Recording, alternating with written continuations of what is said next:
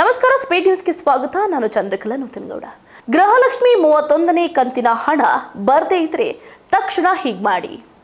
ಗೃಹಲಕ್ಷ್ಮಿ ಯೋಜನೆಯ ಅರ್ಹ 3,12,818 ಫಲಾನುಭವಿಗಳ ಬ್ಯಾಂಕ್ ಖಾತೆಗಳಿಗೆ 2 ಅಥವಾ 3 ದಿನಗಳಲ್ಲಿ ಒಟ್ಟು 62,56,36,000 ರೂಪಾಯಿಗಳ ಮೊತ್ತವನ್ನು ಜಮೆ ಮಾಡಲಾಗುವುದು ಅಂತ ಜಿಲ್ಲಾ ಗ್ಯಾರಂಟಿ ಯೋಜನೆಗಳ ಅನುಷ್ಠಾನದ ಪ್ರಾಧಿಕಾರದ ಅಧ್ಯಕ್ಷ ಸತೀಶ್ ಪಿ ಅವರು ಹೇಳಿದ್ದಾರೆ.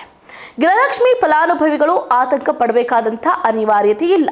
ನೋಡಿ, ಕಾರವಾರದ ಜಿಲ್ಲಾ ಗ್ಯಾರಂಟಿ ಯೋಜನೆಗಳ ಅನುಷ್ಠಾನ ಪ್ರಾಧಿಕಾರದ ಕಚೇರಿಯಲ್ಲಿ ಗೃಹಲಕ್ಷ್ಮಿ ಮತ್ತು ಗೃಹಜ್ಯೋತಿ ಯೋಜನೆಗೆ ಸಂಬಂಧಪಟ್ಟಂತೆ ಇತ್ತೀಚೆಗೆ ನಡೆದ ಅಧಿಕಾರಿಗಳ ವಿಶೇಷ ಸಭೆಯ ಅಧ್ಯಕ್ಷತೆ ವಹಿಸಿ ಅವರು ಮಾತಾಡಿದರು.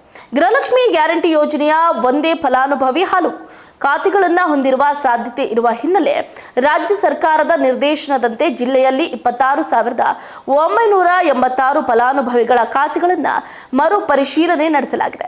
ಈ ತಪಾಸಣೆಯಲ್ಲಿ ಜಿಲ್ಲೆಯ ಯಾವುದೇ ಫಲಾನುಭವಿಯ ಖಾತೆಗೆ ಒಂದೇ ತಿಂಗಳಲ್ಲಿ 2 ಬಾರಿ ಹಣ ಜಮೆ ಆಗಿರುವುದು ಕಂಡುಬಂದಿಲ್ಲ. ಗೃಹಲಕ್ಷ್ಮಿ ಯೋಜನೆಯ ಫಲಾನುಭವಿಗಳು ಯಾವುದೇ ರೀತಿಯ ಆತಂಕ ಪಡುವ ಅಗತ್ಯ ಇಲ್ಲ ಅಂತ ಸ್ಪಷ್ಟಪಡಿಸಿದರು. ಹಾಗಾದ್ರೆ ಗೃಹಜ್ಯೋತಿ ಯೋಜನೆ ಕೂಡ ನಿಲ್ಲುತ್ತಾ ಅನ್ನುವಂಥ ಪ್ರಶ್ನೆ ಮೂಡ್ತಾ ಇದೆ. ನೋಡಿ, ಗೃಹಜ್ಯೋತಿ ಯೋಜನೆಯ ಫಲಾನುಭವಿಗಳ ಅರ್ಹತೆ ಖಚಿತಪಡಿಸಿಕೊಳ್ಳುವ ಉದ್ದೇಶದಿಂದ ಅಧಿಕಾರಿಗಳು ಮನೆ ಮನೆಗೆ ಭೇಟಿ ನೀಡಿ ಪರಿಶೀಲನೆಯನ್ನು ಮಾಡುತ್ತಿದ್ದಾರೆ.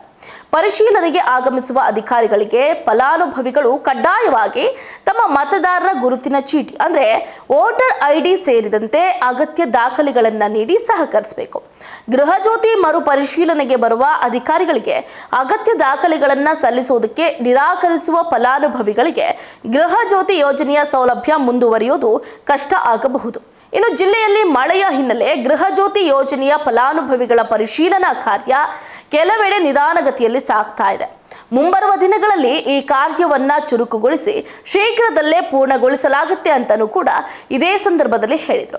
ಹಾಗಾಗಿ ಗೃಹಲಕ್ಷ್ಮಿ ಹಣ ಅಂದರೆ 31ನೇ ಕಂತಿನ ಹಣ ಯಾರ್ಯಾರಿಗೆಲ್ಲ ಬಂದಿಲ್ವೋ ಈ ತಕ್ಷಣವೇ ಹಣ ನಿಮ್ಮ ಅಕೌಂಟ್ಗೆ ಬೀಳುತ್ತೆ ಅನ್ನುವಂಥ ಮಾಹಿತಿ ಕೂಡ ಈಗಾಗಲೇ ಇಲಾಖೆ ನೀಡಿರುವಂಥದ್ದು.